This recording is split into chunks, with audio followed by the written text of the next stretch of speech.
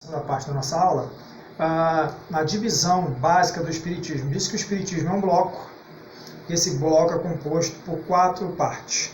Então, aqui na nossa página 75, no finalzinho da página, nós temos aqui a divisão do Espiritismo. Primeira divisão, Alto Espiritismo. Segunda divisão, Médio Espiritismo. Terceira divisão, Baixo Espiritismo. E a última divisão é o Espiritismo Kardecista, o qual nós vamos tratar com mais detalhes à frente.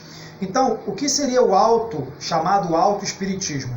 Seria o espiritismo científico, a teosofia, ciências esotéricas, algumas fraternidades secretas. Então, seria aquele espiritismo mais acadêmico, tá? Que trata como se fosse ciência, ok?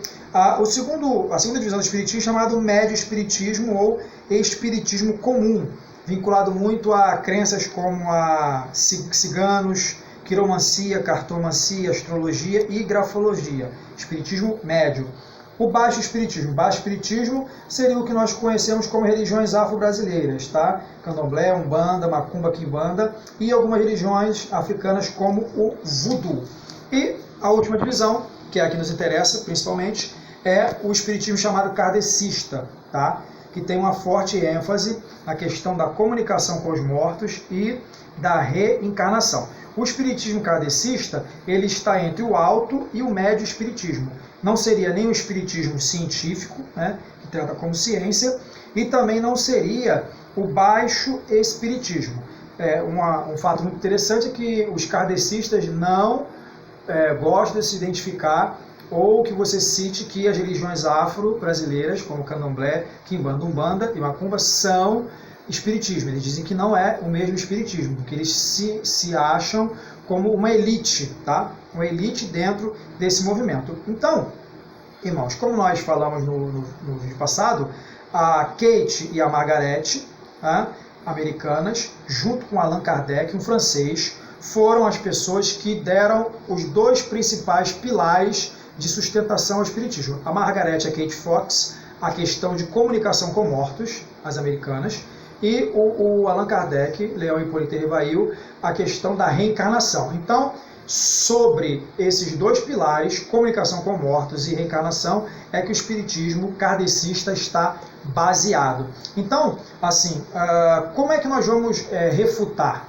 Como nós vamos desfazer essa crença errada de comunicação com mortos e de reencarnação? Bem, os espíritas alegam que, e até mesmo com textos bíblicos, eles citam 1 Samuel capítulo 28, a questão da pitonisa de Endor, tá?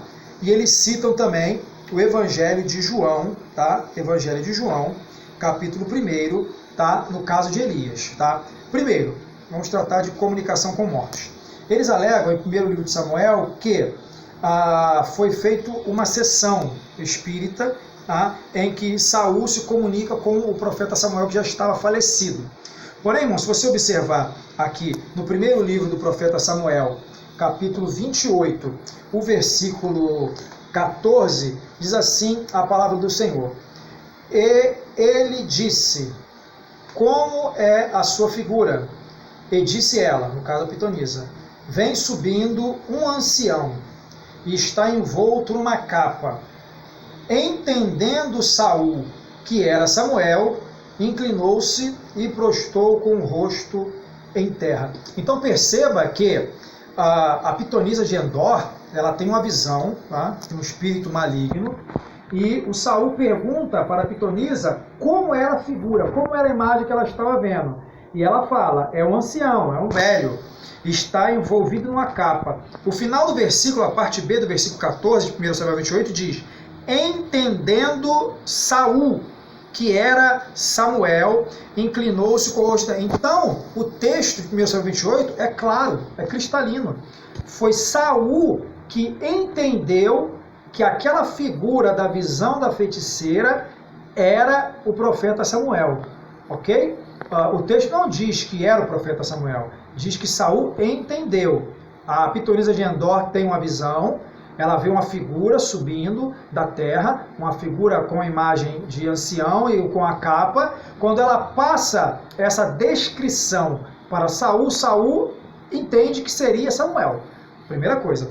Agora, o versículo 19 do capítulo 28 de 1 Samuel diz assim: e o Senhor entregará também a Israel contigo na mão dos filisteus, e amanhã tu e teus filhos estareis comigo, e o arraial de Israel o Senhor entregará na mão dos filisteus.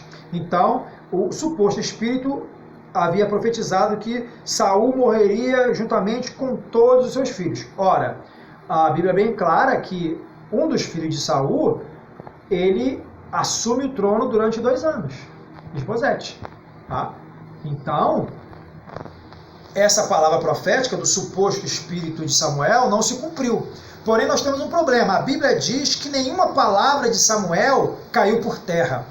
Então, nós temos aí já uma contradição. Então, o próprio texto bíblico deixa claro que, primeiro, foi Saul que entendeu que era Samuel, e não que era Samuel. Segundo, a profecia desse suposto espírito não se cumpre, porque Saul morreu junto com Jonatas, mas não foram todos seus filhos que morreram, tanto é que um de seus filhos assume o trono durante 2 anos.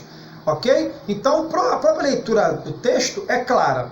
Então, essa questão de comunicação com os mortos, biblicamente falando, não tem embasamento. E a própria citação do espiritismo kardecista dizendo que está na Bíblia é uma leitura equivocada, é uma leitura errada. Agora vamos para o segundo pilar do espiritismo kardecista, que é a reencarnação. Falamos que a reencarnação seria a mesma alma, a volta da alma de alguém que morreu num corpo diferente. E o espiritismo kardecista, eles citam que João Batista teria sido a reencarnação de Elias. Tá? Eles usam um texto lá que Jesus fala: se vocês esperam Elias, este é o Elias que estava por vir. No caso, se referindo a João Batista. Mas será que o texto realmente, o texto bíblico diz literalmente que Elias era a reencarnação de João Batista? Temos um problema. O primeiro problema é que a própria doutrina kardecista afirma que é preciso haver morte para que haja reencarnação. Então, dentro do conceito espírita kardecista, uma pessoa só pode voltar à vida, reencarnar em outro corpo, se anteriormente tiver morrido. Bom, o texto bíblico não afirma que Elias morreu, tá? Lá no livro de 2 Reis diz que Elias foi levado no redemoinho, carros e cavalos de fogo separaram ele de Eliseu e ele subiu ao céu. O texto não diz claramente que Elias teria morrido. Logo, se Elias não morreu, literalmente, como o texto não afirma, ele não poderia reencarnar. Segundo ponto, a declaração do próprio João Batista. Evangelho segundo escreveu João, capítulo 1, o versículo 19 até o versículo 21 diz assim: e este é o testemunho de João, quando os judeus mandaram de Jerusalém sacerdotes e levitas para lhe perguntarem: quem és tu? Versículo 20. E confessou e não negou. Confessou: eu não sou Cristo. Versículo 21. Perguntaram-lhe: então que? És tu Elias? E disse: não sou. És tu profeta? Respondeu: não. Ora, o próprio João Batista, ao ser interrogado pelos sacerdotes e escribas se era o Cristo, disse que não. Logo após, o segundo questionamento: é você Elias? Ele disse que não. Então, irmãos, o próprio João Batista nega essa possibilidade de ser o Elias encarnado. Então, essa teoria, essa doutrina kardecista, ela não se sustenta pela leitura básica do texto. Uma leitura básica e uma leitura atenta do texto sagrado vai jogar por terra os 2 pilares do espiritismo kardecista, seja ele a comunicação com os mortos, como está em 1 Samuel capítulo 28, seja ele a reencarnação, como está no Evangelho de João capítulo 1. Então, a crença ou a doutrina ou o ensino kardecista não se sustenta pelo simples fato de uma leitura bíblica mais atenta perceber que existem contradições nas afirmações. Por isso, são considerados como uma seita, como a doutrina contrária à ortodoxia bíblica. Então, irmãos, espero que você tenha ficado claro esse conceito dos 2 pilares do kardecismo, tá? A parte histórica do kardecismo, a sua origem e a refutação bíblica, que é o que nos interessa aqui nessa parte de heresiologia. No próximo vídeo, na outra parte da aula, vamos estar falando um pouco sobre Adventismo do sétimo dia. Deus abençoe.